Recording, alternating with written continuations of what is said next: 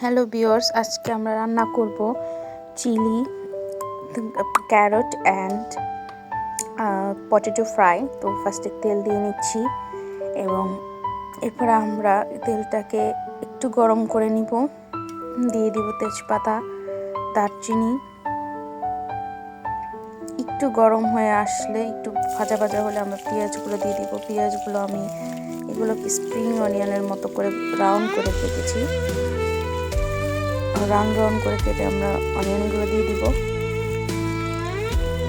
পেঁয়াজ দিয়ে দিলাম, একটু হালকা ফ্রাই হবে, লিটল বিট ফ্রাই হয়ে গেলে হলুদের গুঁড়া দিয়ে দিলাম, লবণ দিয়ে দিলাম। এরপরে দিয়ে দিব গাজরগুলা, একটু হালকা ভাজা ভাজা করবো গাজরগুলা যাতে একটু পানি বের হয়। এরপর সুন্দর করে নেড়ে দিব গাজরটা।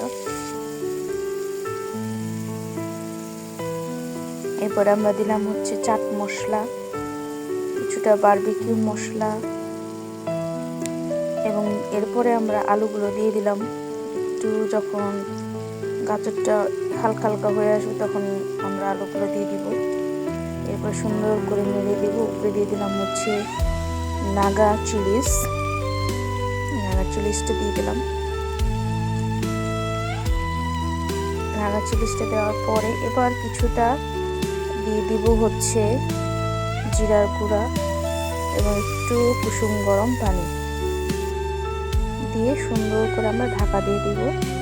এটা মোটামুটি 15 মিনিটের মতো একটু ঢাকা দিয়ে রাখবো। 15 মিনিট পরে আমরা আবার একটু চেক করলাম এবং তখন একটু ফ্রাই করতে দিব। একটু ফ্রাই হবে। ফ্রাই হয়ে আসলে লাস্টে আমরা রোজমেরি এবং বেসিল, এটাকে বলে হচ্ছে তুলসী পাতা অনেকে বলে, এটাকে দিয়ে সুন্দর করে একটু নাড়াচাড়া করবো যাতে নিচে একটু ভাজা ভাজা হয়ে যায়। অলরেডি সিদ্ধ হয়ে গেছে। আমার হয়ে গেল সুন্দর ক্যারট অ্যান্ড